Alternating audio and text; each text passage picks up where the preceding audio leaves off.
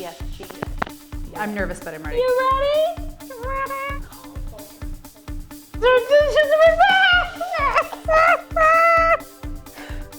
Weird child.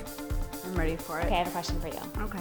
Who is your ultimate celebrity crush? Amy Poehler.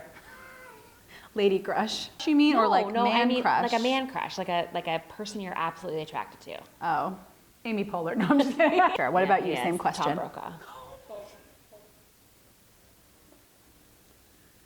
Tom Brokaw. You didn't even have to think about that. No, I love Tom Brokaw.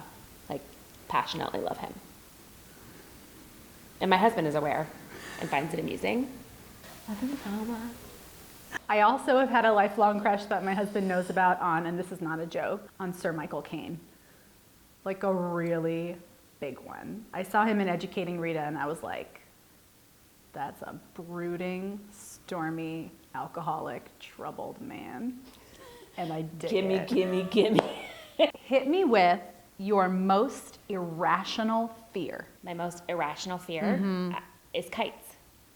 Kites? Kites. I have an incredibly irrational, totally unfounded fear of kites. I will not be near them when they're in the air. I will not fly one with my children. What are you afraid of specifically? So what will happen if I'm near a kite, because I've seen this, is the kite will, be flying in the air innocently. Sure, as they do.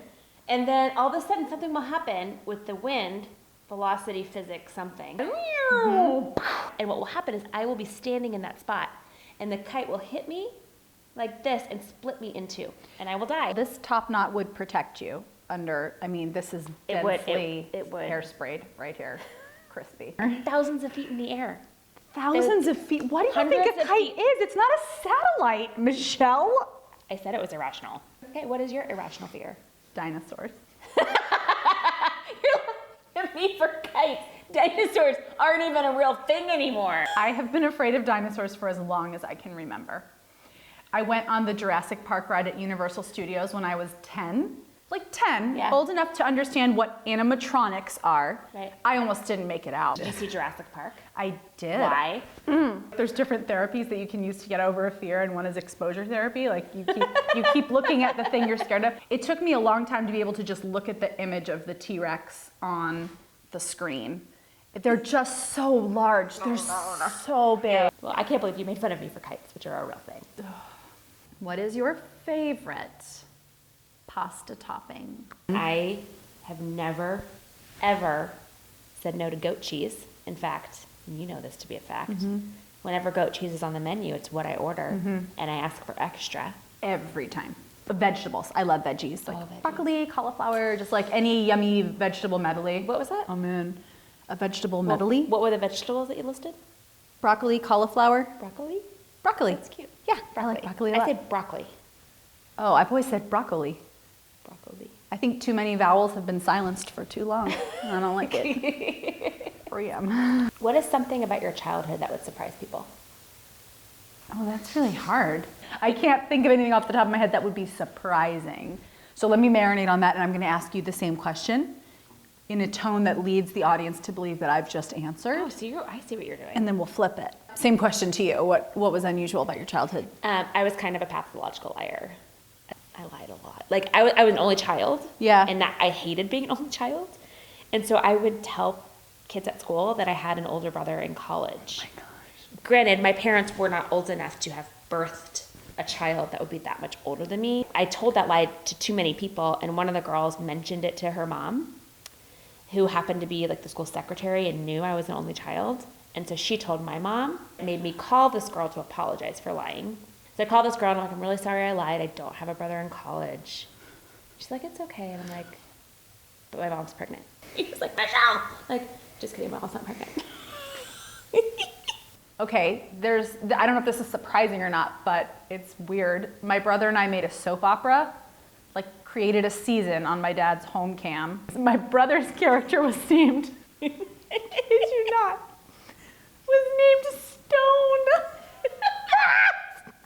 Why would a kid pick it? What was your name?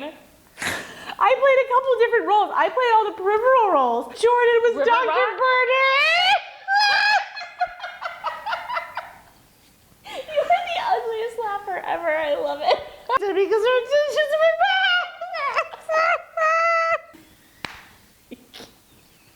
Oh, I was a super weird kid, turns out. Trying to think of a good one. Hey, Michelle. Hey, Leanne. Do you have or have you ever had like a weird, odd, unusual obsession with someone or something? Yes.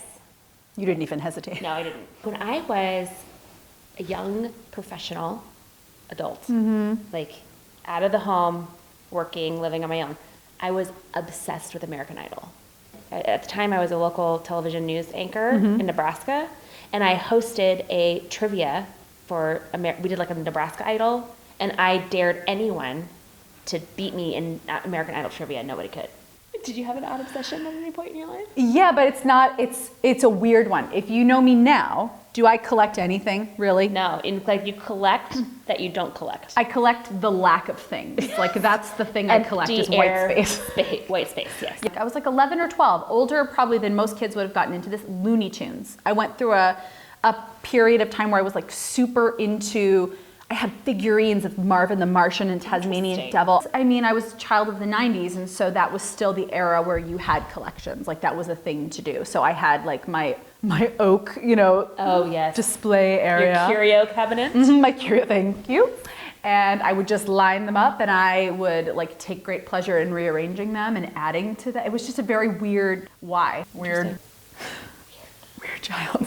I would think about it, yeah. Sir Michael Keaton. Sir Michael Keaton? Sorry. Yes, they just knighted Michael Keaton. His work in Beetlejuice was so exceptional that decades later the Queen was like, Michael, would you be a lamb? Fly to Buckingham. Whatever! Let me swish a knife about your head. My gosh. What is your favorite? Are we rolling? Now the organic nature of the question is gone because you interrupted me. So I can try to recreate it, but it's not going to be the same. I just want to point that out. And you're going to fart. The last time I was here, Bonnie, this is not an exaggeration. This is about how loud it was.